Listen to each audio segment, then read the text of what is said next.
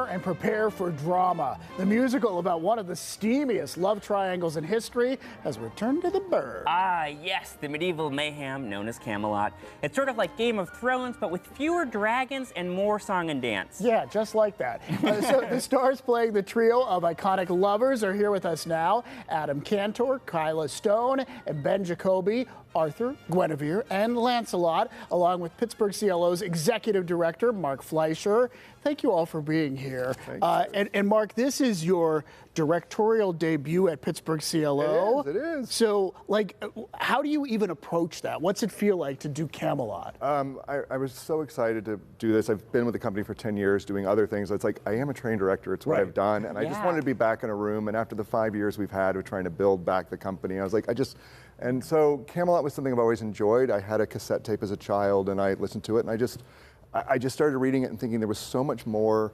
We think of it as the 1960s sort of ideal, but if you really dig into it, it really is current. Some of the things it explores between politics and private life and public life, and how you have to hold on to something and pay attention to it or it will disappear.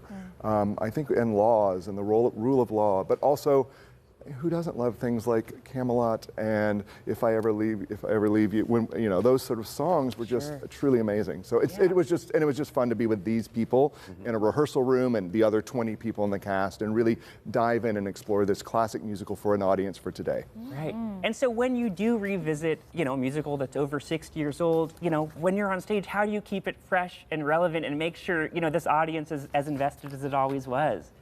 I mean, these actors are just extraordinary, and I think we're bringing a lot of our own isms to it and sort of our own life experience, and when we're doing it on stage, it feels alive and very much now. I mean, the themes are very much of the moment as well, so it doesn't feel like something that's dated. It feels like I mean, it's love and betrayal, and there are comedic moments too, right? And plus the music. So, I mean, what do you think impacts the audience most? You had opening night last night. Yeah. What draws you in? Gosh, I think the romance of it all. I grew up watching this show and just loving it. I was obsessed with the Richard Harris revival they did in 1982. And I think what drew me then is still what draws me now. It's the glamour, it's the glory, it's the possibility of change in this world that we live in today and the past, and just the three of them. I think we all go on such a different journey, and yet we do it together.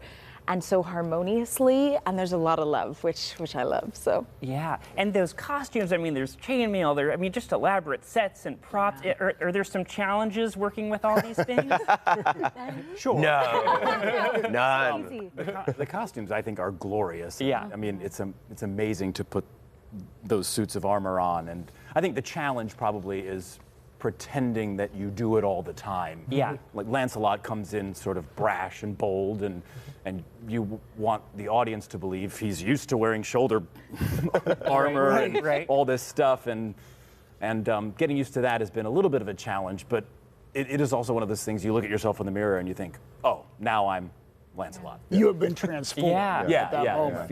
It does the job for you. So let us in on a secret. Like, is the costume, is it real armor, or is it made of plastic, or is it lighter than?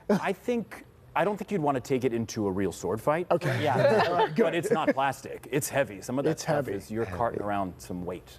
I mean, even the dresses are heavy, right? You said you have 10 or 15 pound. 10 or 15 pounds of weight, which adds, a whole other layer to your character, and suddenly you're walking in a very different and refined manner that maybe you weren't doing in Nikes in rehearsal, but I think it's really nice to.